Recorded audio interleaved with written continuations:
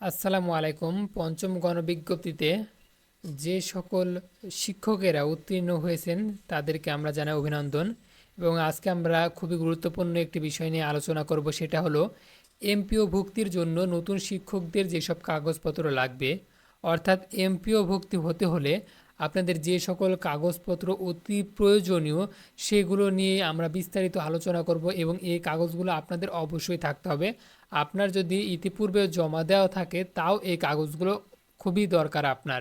এর জন্য ভিডিওটি শেষ পর্যন্ত দেখবেন এবং প্রতিটি বিষয় নোট করে নেওয়ার চেষ্টা করবেন।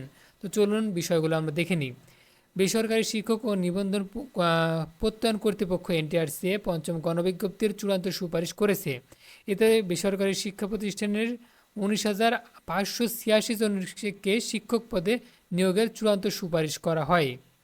এখানে নিচের দিকে আমরা একটু চলে আসি। এদিকে যারা বেসরকারি শিক্ষা প্রতিষ্ঠানে নিয়োগের জন্য চূড়ান্ত সুপারিশপত্র পেয়েছেন কিংবা বিদ্যালয়ে নতুন নিয়োগপ্রাপ্ত হয়েছেন তাদের এমপিওভুক্ত হতে মাধ্যমিক ও উচ্চ মাধ্যমিক অধিদপ্তরের বরাবর এমপিও আবেদন করতে হবে। আবেদনকারীর সকল তথ্য যাচাই করে শিক্ষা অধিদপ্তরে educational management information system EMIS নিয়োগপ্রাপ্ত শিক্ষক কর্মচারীদের আবেদনের যথার্থ যাচাই করে মান্থলি পে অর্ডার অর্থাৎ এমপিওভুক্ত করা হবে। তো চলুন সেই গুরুত্বপূর্ণ আবেদনের জন্য যে কাগজপত্র লাগবে সেগুলো আমরা দেখে নিই। আর যারা এতক্ষণ পর্যন্ত আমাদের ভিডিওটি দেখছেন অবশ্যই কিন্তু চ্যানেলটি সাবস্ক্রাইব করে দেবেন পরবর্তী আপডেট পেতে। এখানে চলুন আমরা গুরুত্বপূর্ণ বিষয়গুলো দেখে নিই। এমপিও আবেদনের জন্য যেসব কাগজপত্র প্রয়োজন, এখানে 1-2 সিরিয়াল করে আমরা বলছি। প্রথমে রয়েছে প্রতিষ্ঠান প্রদানের অগ্রায়নপত্র। 2 আবেদনকারীর পূরণকৃত তথ্য ফরম। 3 এসএসসি ও সমমানের পরীক্ষার মূল সনদ। 4 এইচএসসি বা সমমানের পরীক্ষার মূল সনদ। 5 স্নাতক ডিগ্রি বা সমমানের পরীক্ষার মূল সনদ। 6 স্নাতকোত্তর মাস্টার্স বা সমমানের পরীক্ষার মূল সনদ। 7 অন্যান্য শিক্ষাগত যোগ্যতা সংক্রান্ত সনদ। 8 বিএড বা ব্যাচেলর অফ এডুকেশনাল সনদ।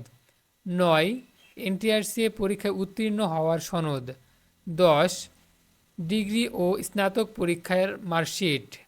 11 শিক্ষা প্রতিষ্ঠান থেকে প্রাপ্ত নিয়োগপত্র। 12 যোগদানপত্র। 13 ব্যাংক অ্যাকাউন্ট স্লিপ ও ব্যাংক সার্টিফিকেট। 14 নিয়োগপ্রাপ্ত বিষয়ে অধ্যয়নরত শিক্ষকদের তালিকা। 15 লাইব্রেরি পার্টিকুলার্স লাইব্রেরি সংক্রান্ত তথ্য। 16 লাইব্রেরি পার্টিকুলার্স ল্যাবরেটরি বা বিজ্ঞানাগার সংক্রান্ত তথ্য। 17 শিক্ষক কর্মচারীদের তথ্য বিবরণী। 18 নিয়োগকৃতদের পদে পূর্বে কর্মরত শিক্ষক কর্মচারীদের পদত্যাগপত্র অথবা মৃত্যু সনদ অথবা অব্যাহতিপত্র। 19 পদত্যাগ অবসরপ্রাপ্ত অব্যাহতিপ্রাপ্ত শিক্ষক কর্মচারীর ব্যাংক নন ড্রায়াল সার্টিফিকেট। 20 শিক্ষা প্রতিষ্ঠানের শিক্ষা বোর্ড থেকে প্রাপ্ত সর্বশেষ স্বীকৃতি কপি। 21 শিক্ষা প্রতিষ্ঠানের সর্বশেষ কমিটি অনুমোদনের কপি। 22 লোকেশন সার্টিফিকেট যেখানে প্রযোজ্য। 23 সভার অধিবেশন বা রেজুলেশন সমূহের কপি। 24 ই রেজুলেশন কপি এবং এনটিআরসিএ গণবিজ্ঞপ্তির কপি অথবা পত্রিকায় প্রকাশিত নিয়োগ বিজ্ঞপ্তির কপি। 15 শিক্ষা প্রতিষ্ঠানের প্রথম এমপিও কপি। 16 শিক্ষা প্রতিষ্ঠানের শেষ এমপিও কপি। 17 নিয়োগ সংক্রান্ত সবার অধিবেশন বই বা রেজুলেশনের কপিসমূহ। 28 নিয়োগ পরীক্ষার ফলাফল, জাতীয় মেধা তালিকার কপি, এসএমএস এর কপি ইত্যাদি। 29 এনটিআরসি থেকে প্রাপ্ত রিকমেন্ডেশন লেটার। 30 বর্তমান কমিটির অনুমোদনের কপি। 31 সাবজেক্ট অ্যাপ্রুভাল অথবা বিভাগ খোলার অনুমতি কপি। 32 শ্রেণীভিত্তিক শিক্ষার্থীদের তালিকা। 33 মহাপরিচালকের প্রতিনিধি মনোনয়নের কপি। 34 অন্যান্য কাগজপত্র যেগুলো প্রয়োজন।